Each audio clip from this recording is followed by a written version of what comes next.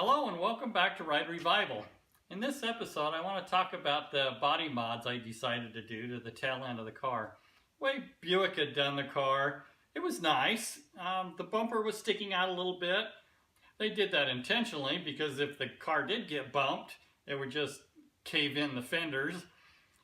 So they left some gaps. Well, the bumper and the style and the contour just looked like it would fit so nice if you could just moved it up and back a little bit and then changed the shape of the body just a little to match that bumper. And then the crown at the back end above the license plate, that was a little bit in, and I wanted to pull that out so that it matched the tail end of the car and the way that crown was with all that trim too. And then there's gaps between the bumper and the taillights that are just wavy. There was a seam there that just needed to be cleaned up. And then the taillights were slightly crooked. Every one of them, all of the Buick Skylarks I've ever seen in this year, they're always crooked. And then the gaps on the trunk lid had gaps, large gaps across the base of the lip on the back by the taillights, at the edges of the corners, just above the taillights. Those were shaped, they were towed in a little bit, and the fenders mostly came straight down. So there's just a lot of little things like that I wanted to go in and clean up. By pulling the crown of the back bumper out, it pulled the corners of the bumper in too, and it just fits smooth with the sides of the body. So once I got the fit just perfect the way I wanted the bumper, I had done some body mods before I took the body off of the chassis. And once I got the body back on and I refitted the bumper, I could see that with a little bit more work, a little bit more finesse, a little more slicing, I could improve on that. So my initial changes that I did to the back bumper and the fenders just got me thinking that I could take it that much further and a lot smoother and tighter on those gaps. So you can see in the image where the bumper was up against the body, once I got it tucked up against, it still had some real rounded edges. And the bumper has the rounded edge and the fender had the rounded edge. It looked nice, but I wanted to just really dress it up and give it some sharp edge, give it some purpose that those were almost just cut from the same piece of metal. I wasn't able to do that with the bumper once we were going to be sending it out to chrome, but I could clean up those edges a little bit with a file on the bumper itself. But then on the fender, by slicing open the fender and prying that metal over against the bumper and getting it right tight against the bumper, and then I could weld in some little pieces. Then once I ground that all off smooth, you can see at the base of the fender kind of tucked in and the bumper didn't. So by just contouring the bottom of that fender out into the bumper and pie cutting and shaping that metal, once I put the filler on it and smoothed all that together, it looked like that's the way it was meant to be. It really ended up with a nice finish. The taillights, I had adjusted a little bit before I took the body off, but now that I'm looking at them and I'm finishing up the line across the top of the bumper, now the trim, horseshoe trim that goes around the taillights, they need to come down just a little bit more, so I had to cut out some more areas across the top of the bumper and across the top of the taillights, bring those down a little bit more, oval out the holes a little bit, weld in some of the holes a little bit to bring that trim down a little, and got all of the lines to go all the way across from corner to corner of the tail, just perfectly straight. You could pull a string on it and it just looked like that's the way it should have been coming from the factory.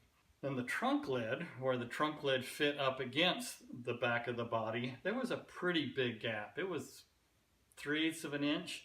It was a big hole I could get my fingers into. So I wanted to close that up.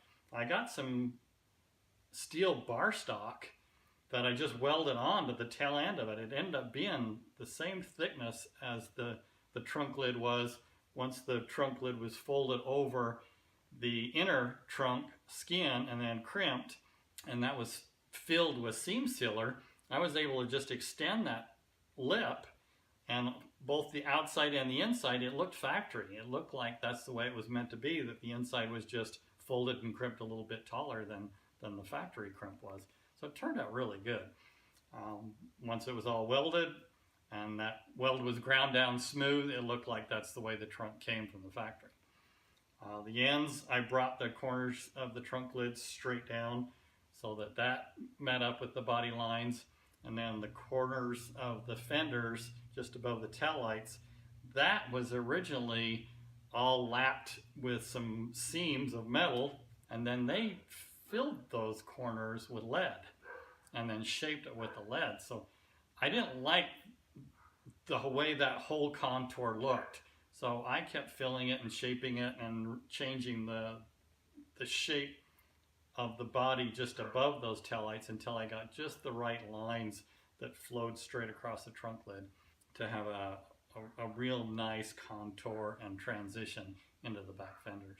While I was extending the trunk lid, you can see I finished over the keyhole, and then with the keyhole all filled over, I wanted to make sure that my pop worked from my power release.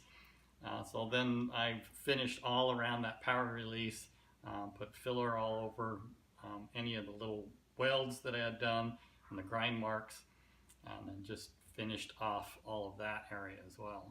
Around the trunk lid where the seal goes in, it has a rubber seal, there were some little rust pinholes all around that edge. And instead of going back in with my welder and welding steel over those holes and then having to grind them off, I just got out my torch and a bronzing rod, and I just brazed over those.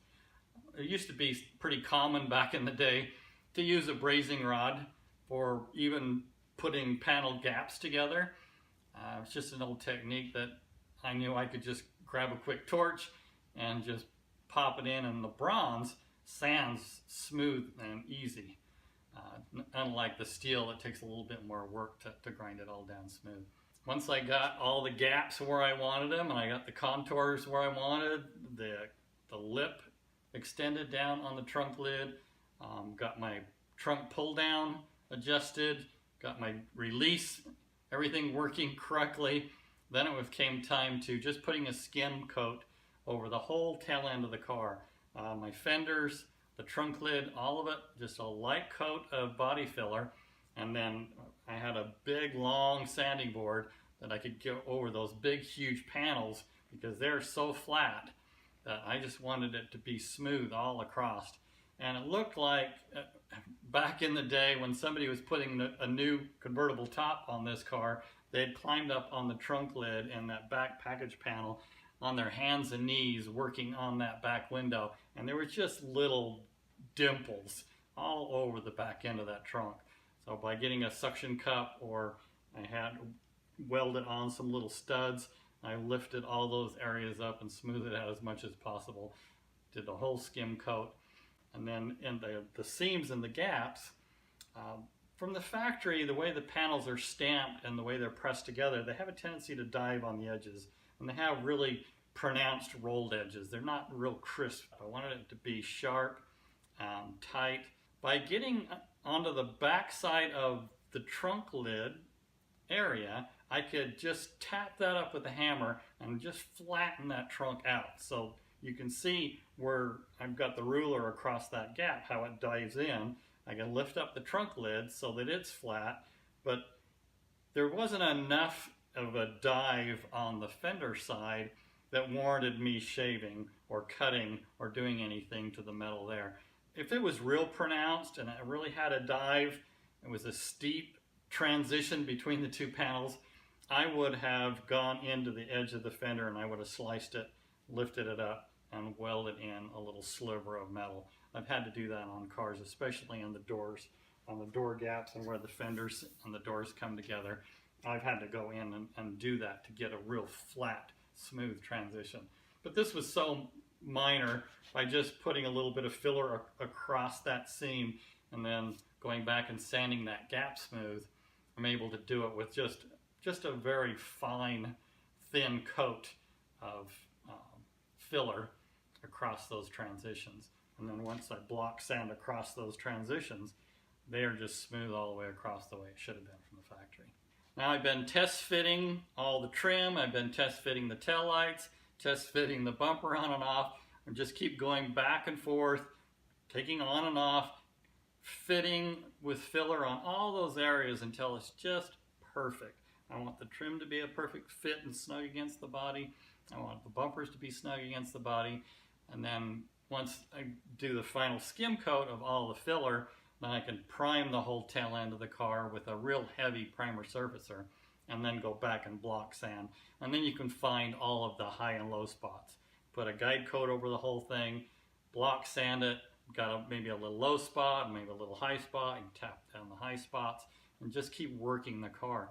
These panels are long and flat, and they have the beautiful contour line across the midpoint of the car that will really show any slight wave when you look down the side of the car. So I put a lot of emphasis and a lot of work into making sure all of those were perfectly straight.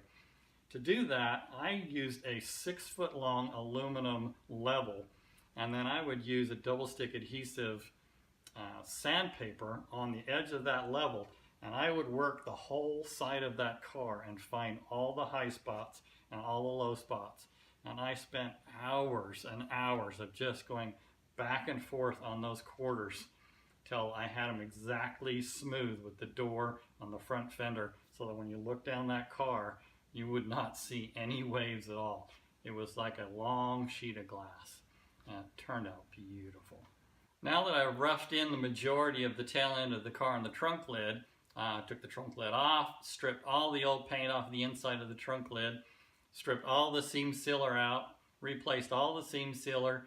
In order to get all of that old white and blue paint off, there was layers and layers of old paint where this car had been repainted several times. I used a paint remover, a liquid paint remover. Once I poured it on, brushed it on, let it set, it just lifted right off of that original primer. So you can see the original red oxide primer underneath. It was pristine. I thought it would take all the paint all the way down to bare metal, but that red oxide primer is a great finish. So it would not come off, and that was great. I left it all on there, I scuffed it all up, smoothed it out. There was a couple little areas on the inside of the trunk lid that I had to go just kind of touch over with some finish and some filler. But once I primed all that area and sanded it down, it was ready for paint. So all the inside of the trunk I painted black, and then the underneath side of the trunk lid would be going the same body color as the rest of the car. At this point in the past videos, I've gone over all of the costs involved in each video and each step of the way.